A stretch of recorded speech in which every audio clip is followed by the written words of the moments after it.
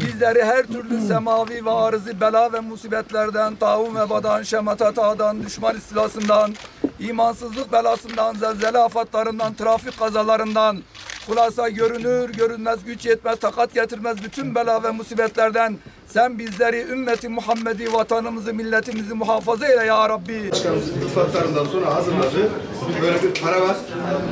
Bu gümüş sikke, Selçuklu Meydan Mezarlığı ve aynı zamanda sertifikasıyla beraber bunu da arz ediyoruz.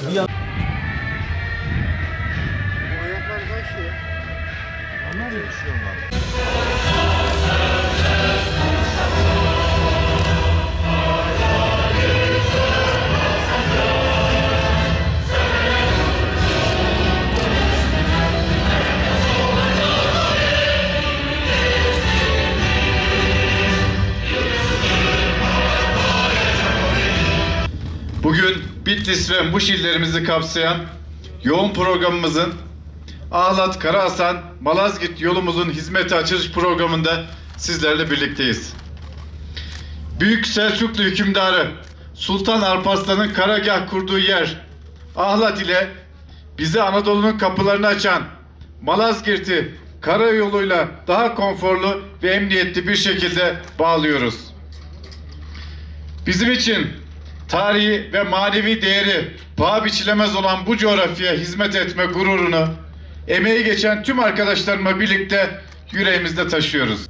Ulaştırma ve Altyapı Bakanlığı olarak yol medeniyettir felsefesiyle çalışmalarımızı aralıksız sürdürüyoruz. Özellikle vurgulamak istiyorum. Hükümetlerimiz döneminde ulaştırma ve haberleşme yatırımlarına yapılan 1 trilyon 96 milyar liranın üzerindeki devasa harcamanın %62'sini karayollarına yaptık. AK Parti olarak göreve geldiğimiz 2002'den beri tam 22 bin kilometrenin üzerinde bölünmüş yol yaparak bölünmüş yol uzunluğumuzu 28.200 kilometreye çıkardık. Tam 68.000 kilometre yol ağında işletme yapıyoruz. Otoyol ağımızı da 3563 kilometreye çıkardık. 2023 ve sonrası hedeflerimizle yapılacak 3726 kilometre ile 2035 yılında otoyol uzunluğumuzu 8187 kilometreye ulaştıracağız. Birileri laf üretmeye devam etsin. Biz bölgesinde güçlü, boyun eğmeyen, projeleriyle konuşulan Türkiye için çalışmayı sürdüreceğiz. Değerli arkadaşlar, ülke genelindeki karayolu yapım seferberliğinden Muş ve Bitlis illerimizde nasibini almıştır. Master planlar çerçevesinde gerçekleştirdiğimiz bu yatırımlar ile önümüzdeki birkaç yıl içinde ülkemizin yük ve insan taşımacılığında dünyada eşi benzeri olmayan mükemmellikte bir altyapıya kavuşacağını hep birlikte göreceğiz. Türkiye'nin parlak geleceğini işte bu altyapı üzerine inşa edeceğiz. Bu rakamların geri dönüşü yatırım bedellerinden kat be kat büyük olmaktadır.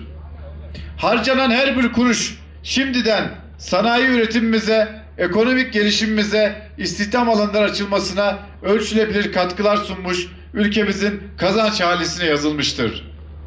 Karada, havada, denizde, demir yollarında ve haberleşmede ortaya koyduğumuz iddia halkımızın yaşam kalitesine birebir yansımakta, her eve iş ve aş olmaktadır. Bugün açılışını yaptığımız Ahlat, Karahasan, Malazgirt yolu bölgede önemli bir ihtiyacı karşılamaktadır.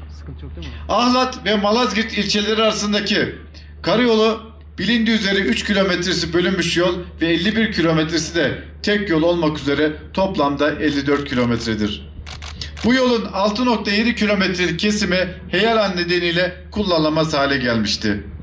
Tahrip olan yolun yerine yeni bir güzergahta oluşturulan 7 kilometrelik yeni kesimi tamamladık.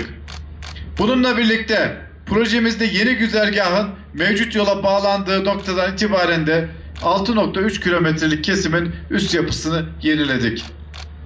Ahlat, Karahasan, Malazgirt yolundaki bu iyileştirme ile birlikte artık kesintisiz ve güvenli ulaşımı sağladık. Yolumuz bölgemize ve milletimize hayırlı uğurlu olsun. Değerli hemşerilerim, bizler doğu batı demeden tüm bölgelerimizi planlı bir şekilde kalkınmayı ilke ediniyoruz. Bizler yolu medeniyetin bir göstergesi olarak görüyoruz. Yollarımız ülkemizin ana ve kılcal damarlarıdır. Yollarımız olacak ki ülkemizin her bir yerinde üretim, istihdam, ticaret, eğitim ve kültürel hayat canlansın. Ülkemizin çok yakın bir gelecekte dünyanın en büyük ekonomileri arasında üst sıralarda yerini alacağına inancımız tamdır.